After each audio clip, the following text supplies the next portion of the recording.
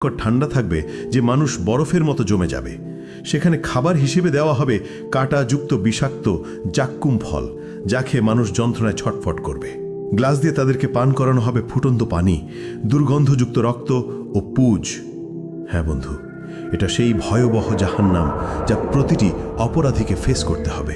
আসুন এই ভিডিওতে সেই জাহান্নামের শুরু থেকে শেষ পর্যন্ত গল্প শুনে আসি, যার প্রতিটি কথা কোরআন ও হাদিস থেকে নেওয়া, কিন্তু দৃশ্যগুলো আর্টিফিশিয়াল ইন্টেলিজেন্সের সূক্ষ্ম কল্পনা শক্তির তৈরি। ইসরাফিল আলাইহিসসালাম প্রথমবারের মতো একটি দীর্ঘ গভীর শ্বাস নিলেন, তারপর ঠোঁট ছড়িয়ে দিলেন সিংহায়। অতল গহ্বর থেকে উঠে এলো সিংহার শব্দ, ভয়াবহ হাড় কাঁপানো শব্দ। প্রথমে তাতে কেঁপে উঠল মক্কা আল মুকাররমা, তারপর সেই ঢেউ ছড়িয়ে পড়ল মদিনা আল মুনাওয়ারাতে, আবৃত করল মসজিদে নববীর প্রতিটি ইট, প্রতিটি স্তম্ভ। কাঁপল ইস্তাম্বুল, দুলে উঠল ঐতিহাসিক আয়া সোফিয়া। লন্ডনে থেমে গেল বিগ ব্যানের সময়। নিউ ইয়র্কের আকাশচুম্বী দালানগুলো গর্জে উঠল ভয়ের কম্পনে। টোকিওতে যন্ত্রপাতে ছিন্ন ভিন্ন হয়ে পড়ল। একই মুহূর্তে গোটা পৃথিবীর প্রতিটি প্রান্তে ছড়িয়ে পড়ল সেই বিকট শব্দ। আকাশের তারাগুলো একে একে নিজেরা নিভিয়ে যেতে লাগল। সেই দীপ্তিমান সূর্য ডুবে গেল অদৃশ্য অন্ধকারে, আর চাঁদ ভেঙে টুকরো টুকরো হয়ে গেল আকাশের বুকে। মুহূর্তেই সমগ্র মহাবিশ্ব এক বিশাল কবরস্থানের রূপ নিল।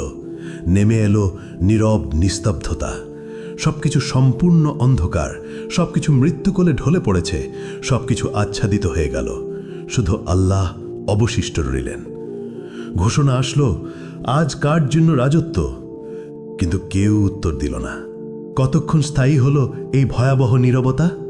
40 বছর, নাকি 40 দিন, নাকি 40 ঘন্টা? কেউ জানে না, কারণ সময়ও থেমে গেছে, স্থানও বিলীন হয়ে গেছে। শুধু আল্লাহ জানেন এই অপেক্ষার দৈর্ঘ্য কত হবে।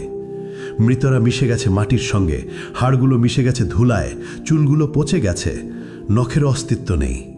কিন্তু আত্মাগুলো এখনো অপেক্ষায় আছে। বারজাকের জগতে তারা অপেক্ষা করছে, কারোর জন্য কবর শাস্তি, কারোর জন্য কবরের নেয়ামত। কিন্তু সবাই অপেক্ষায়। তারপর এলো সেই পমিকীয় মুহূর্ত।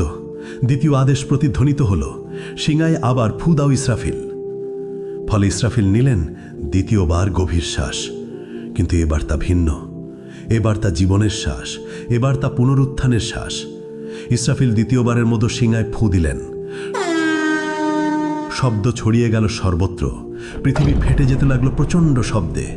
এক এক করে কবরগুলো খুলে গেল। ভেতর থেকে উঠল হাত, তারপর বাহু, তারপর মাথা। হাড়গুলো